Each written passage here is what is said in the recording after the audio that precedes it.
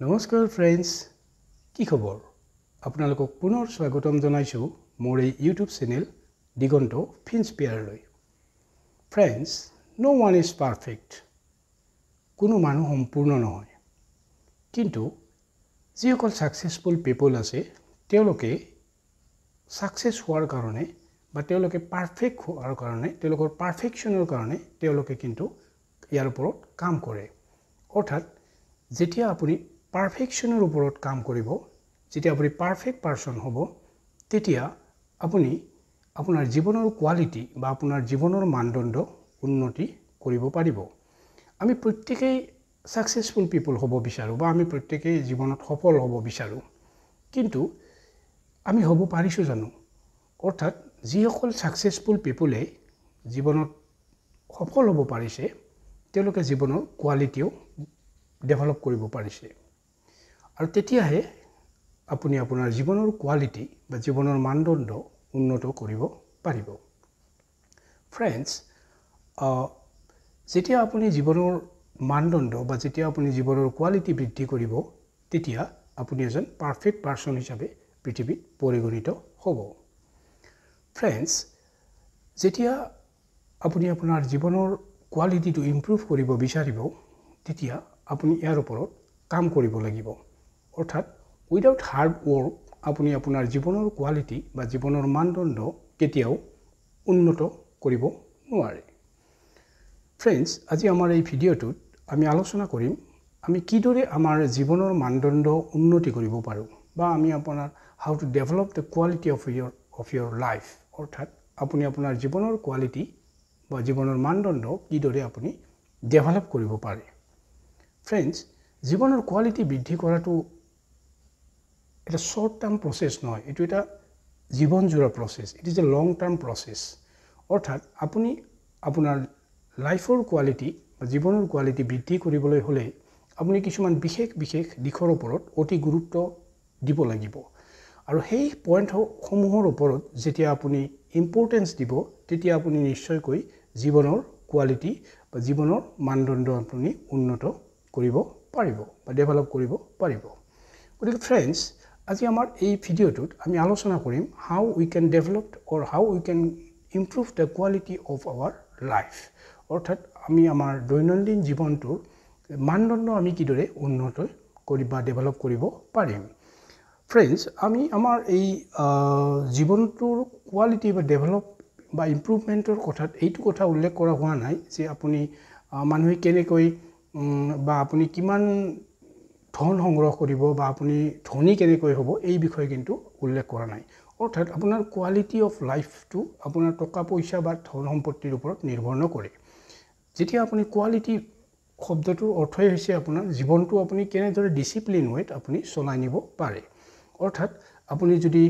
আপোনাৰ জীৱনটোক উন্নতি কৰিব বা ডেভেলপ কৰিব বিচাৰে, তেতিয়াহ'লে আপুনি আপোনাৰ ধন সম্পত্তিক কেৱল ধন সম্পত্তিৰ ওপৰত ভিত্তি কৰিয়েই নহয়, আপোনাৰ অভাৰঅল ৱেলবিংছ অৰ্থাৎ আপোনাৰ হেল্থ, মানি আৰু অন্যান্য দিশসমূহো কিন্তু ইয়াত সামৰি লোৱা হয়। কিয়নো আপুনি কেৱল ধন সম্পত্তিৰে পৰিপূৰ্ণ এজন ব্যক্তি হ'লে আপোনাৰ জীৱনৰ কোৱালিটি অফ লাইফটো ভাল নহ'বও পাৰে। গতিকে আহকচোন ফ্ৰেণ্ডছ, আজি আমাৰ এই ভিডিঅ'টোত আমি আলোচনা কৰোঁ আপুনি আপোনাৰ জীৱনৰ কোৱালিটি কিদৰে বৃদ্ধি কৰিব পাৰে। ফ্ৰেণ্ডছ, এটা কথা আমি সদায় মনত ৰাখিব লাগে, failure does not kill your determination. অৰ্থাৎ আপোনাৰ বিফলতাই আপোনাৰ জীৱনত কেতিয়াও অসুবিধাৰ সৃষ্টি নকৰে। অৰ্থাৎ ইয়াৰ অৰ্থটো হৈছে কি যে ফেইলৰে কেতিয়াও আপোনাৰ মনৰ দৃঢ়তাক কমাব নোৱাৰে, বৰং যেতিয়া আপুনি বিফল হয় তেতিয়া আপুনি বৰং দুগুণ উৎসাহেৰে কামটো কৰাৰ কাৰণে যথেষ্ট উৎসাহ পায়। অৰ্থাৎ যেতিয়া আপুনি যিকোনো কাম এটা কৰাৰ সময়ত যেতিয়া আপুনি বিফলতা হ'ব, যেতিয়া আপুনি ফেইল হ'ব বা যেতিয়া আপুনি ফেইলৰ লগত সন্মুখীন হ'ব, তেতিয়া আপুনি নিশ্চয় এইটো কথা মনত ৰখা উচিত যে আপুনি সঠিক দিশত আগবাঢ়ি আছে। কিয়নো আপুনি কামটো কৰি আছে, অৰ্থাৎ আপুনি ফেইলৰ হোৱা মানে আপুনি সেই কামটো কৰি আছে, অৰ্থাৎ আপুনি সেই কামটোৰ লগত জড়িত হৈ আছে আৰু ইয়ে আপোনাৰ প্ৰগতি বা প্ৰস্পাৰিটিৰ আপোনাৰ পথটো মুকলাই দিয়ে। অৰ্থাৎ আপুনি ফেইলৰ হোৱা মানে আপুনি পিছুৱাই নাহি আপুনি দুগুণ উৎসাহেৰে তাক আগুৱাই যোৱা উচিত আৰু ফেইলৰৰ লগত আপোনাৰ জড়িত হৈছে আপোনাৰ ডেভেলপমেণ্ট অৰ্থাৎ আপুনি যেতিয়া কোনো এটা কাম কৰি ফেইলৰ হৈছে আপুনি দেখা পাব যে আপুনি সেই কামটোৰ লগত জড়িত হৈ আছে বা আপুনি প্ৰচেষ্টা কৰি আছে আৰু এনেকৈ আপুনি এবাৰ দুবাৰ ফেইলৰ হোৱাৰ পিছত কিন্তু আল্টিমেটলি আপুনি শেষৰ সময়ত আপুনি সফলতা অৰ্জন কৰিব গতিকে ফ্ৰেণ্ডছ আমি জীৱনৰ বাটত আমি কেতিয়াবা বিভিন্ন ক্ষেত্ৰত আমি ফেইলৰ হওঁ আৰু কিছুমানে সেই কামটো এৰি থৈ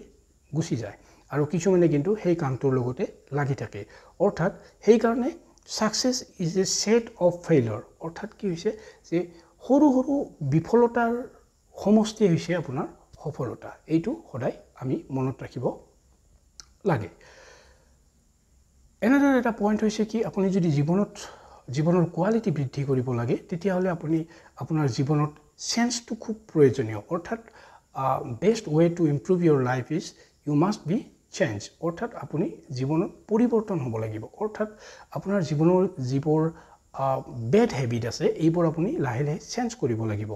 আৰু আপুনি ভাল যিবোৰ অভ্যাস আছে সেইবোৰ আপুনি ল'ব লাগিব অৰ্থাৎ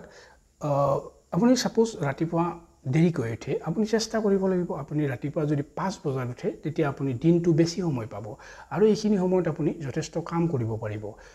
এনেটাৰ পইণ্ট হৈছে কি আপুনি যেতিয়া ৰাতিপুৱা উঠিব আপুনি এক্সাৰসাইজ কৰিব পাৰিব ব্যায়াম কৰিব পাৰিব যোগ অভ্যাস কৰিব পাৰিব এইবোৰে আপোনাৰ শাৰীৰিক সুস্থতা বজাই ৰাখিব আৰু যেতিয়া আপুনি শাৰীৰিকভাৱে ফিট হৈ থাকিব তেতিয়া আপুনি মেণ্টেলি ফিট হ'ব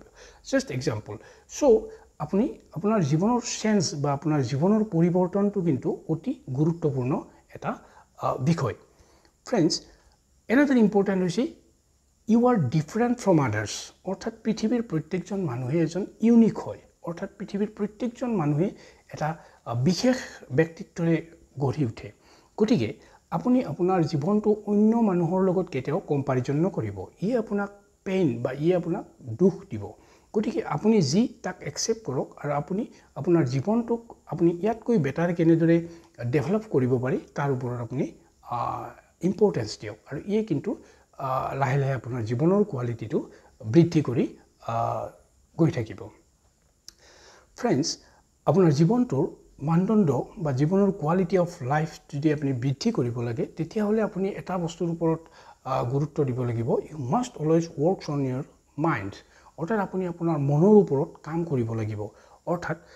মাইণ্ডটোৱে হৈছে আমাৰ জীৱনৰ সকলোবোৰ বস্তু আমাৰ দৈনন্দিন জীৱন ধাৰা অৰ্থাৎ আমি আমাৰ মানসিকভাৱে আমি যিটো সেটআপ লৈ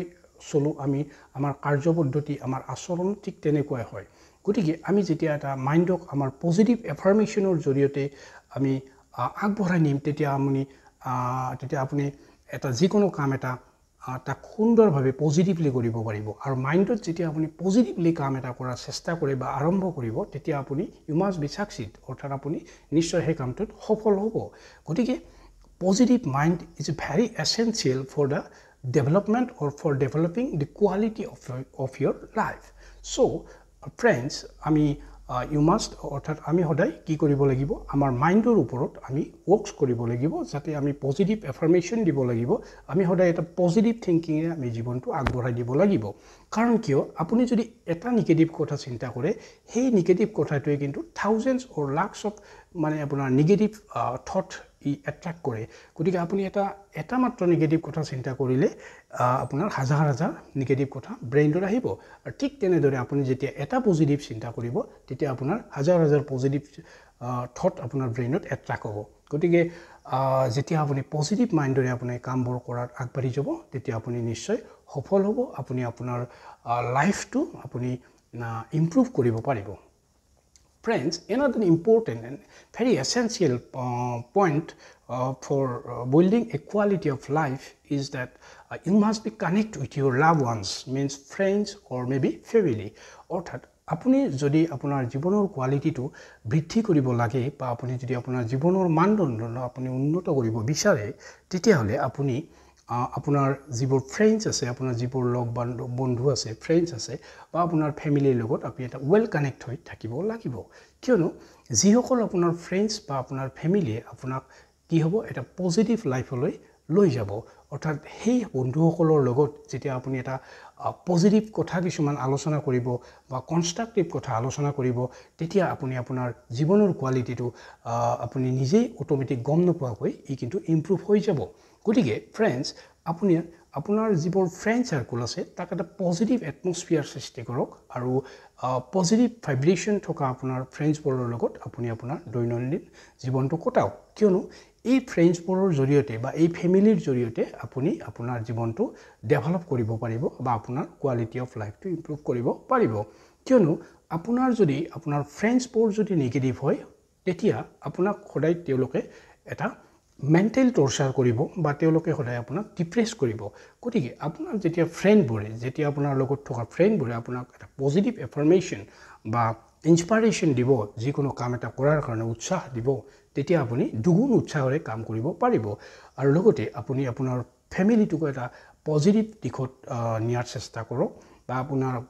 তেনেকৈ এটা এটমস্ফিয়াৰ সৃষ্টি কৰক যাতে সকলোবোৰ পজিটিভ ধৰণৰ কথাই আপোনাৰ ফেমিলিত ডিছকাছ হয় বা আপোনাৰ ফ্ৰেণ্ডছটো আপোনালোকে তেনেকৈ এটা এটমস্ফিয়াৰ বনাই লওক যাতে এটা পজিটিভ বা এটা গুড এটমস্ফিয়াৰ সৃষ্টি হয় গতিকে ফ্ৰেণ্ডছ মই যিবোৰ কথা আলোচনা কৰিলোঁ এই কথাবোৰৰ জৰিয়তে যদি আপোনালোকে ইয়াৰ ওপৰত গুৰুত্ব আৰোপ কৰে তেতিয়াহ'লে নিশ্চয় আপোনালোকে জীৱনৰ আপোনাৰ যিটো কোৱালিটি অফ লাইফ আছে এইটো ইমপ্ৰুভ কৰিব পাৰিব গতিকে ফ্ৰেণ্ডছ আশা কৰোঁ আপোনালোকে মোৰ এই ভিডিঅ'টো চাই ভাল পালে আৰু যদি ভাল পাইছে তেতিয়াহ'লে লাইক কৰিব আপোনাৰ ফ্ৰেণ্ডছ বা আনলৈকেও আপোনাৰ ৱেল উইচাৰলৈ আপুনি শ্বেয়াৰ কৰিব আৰু লগতে মোৰ এই দিগন্ত ফিনস্পিয়াৰ ইউটিউব চেনেলটো ছাবস্ক্ৰাইব কৰিব আৰু লগতে আপোনালোকৰ যদি কিবা মতামত থাকে তেতিয়াহ'লে মোক কমেণ্টত আপোনালোকে এটা কমেণ্ট কৰিব ঠিক আছে okay thank you good luck